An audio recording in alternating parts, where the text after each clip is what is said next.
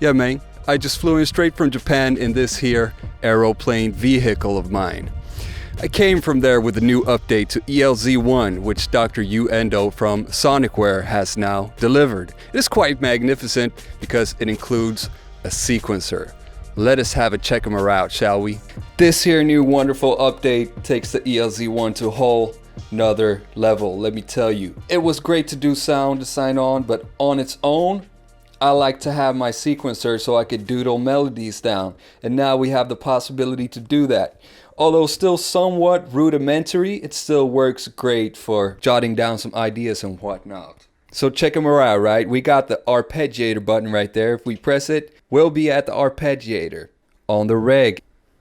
But if we hold it down, voila, there we go. We got a sequencer right there. You can hold up to 128 patterns in this. And you can also chain them together. So using the type knob right here, we can select which pattern we want to work on. Let's go to an empty one right here. See these red little blips right here on the map? Those represent the length of your pattern. Right now it's set to 16th notes and the pattern length is 16. So this equals 1 bar right now. We could actually bump it up to 64. We can have 4 bars in one pattern. Looking at the first parameter right here where it says step, where we are on the pattern. I haven't seen a horizontal piano roll like this that moves upward. Like on trackers it moves downward. Most piano rolls go to the side, but this one actually goes from the bottom up. Okay means play. Okay. See, it runs from the bottom up. Ain't that incredible? It's like a tidal wave about to hit top. And we can navigate with the first knob here. Now, as with everything else in the ELZ1, to access the other menu parameters, you press the same button again. And here's where we can chain patterns together. Right here, we're actually using whatever sound is selected. So we can still only use one sound at once, and it's going to work pretty much like as replacing the arpeggiator. So you can program patterns instead of using the arpeggiator. Whatever sound you're using here will be the one that is the chosen one.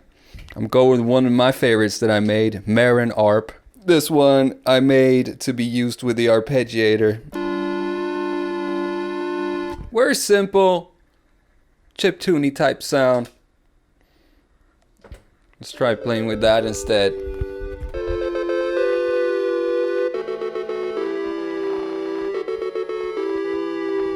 As you can see, we have 4 bars right here in this pattern.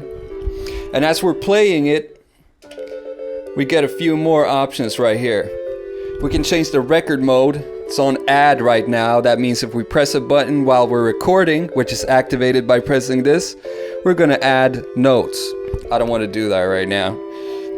You can change the recording mode to overwrite, which will, as you can figure, overwrite tones. You can also switch the rec mode to erase. While you're in rec with this rec mode, holding down a tone will, you guessed it, erasing it. There's a metronome as well. And you can set the BPM right here. It's gonna follow the universal BPM, but yeah, you can set it right there. Chaining patterns works in a very simple way. You simply turn it off or on and choose which pattern it's going to start on and which pattern it's going to end on. I would like to have some sort of a song mode instead, so you can choose which patterns are followed in what sequence. Right now you need to have them all in order. But anyhow, beautiful little update, and I sure do enjoy it. Let's go to the bed right now. Let's make some drums with the GameBoy and a melody line with this. See what we can coming up with. GameBoy with LSDJ has become my new extraordinarily favorite portable music application, you know what I'm saying, in the bed.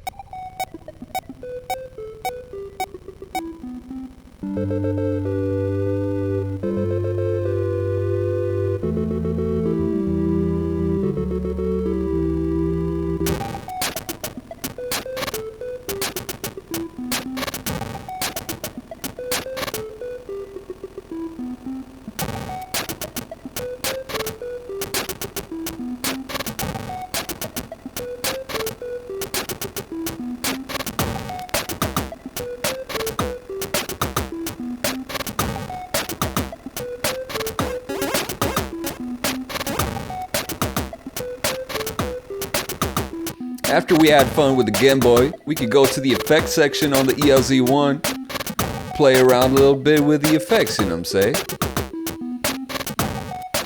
Got a delay on here. Turning up the mix on it. It's many fun, you know what I'm saying? Subscribing!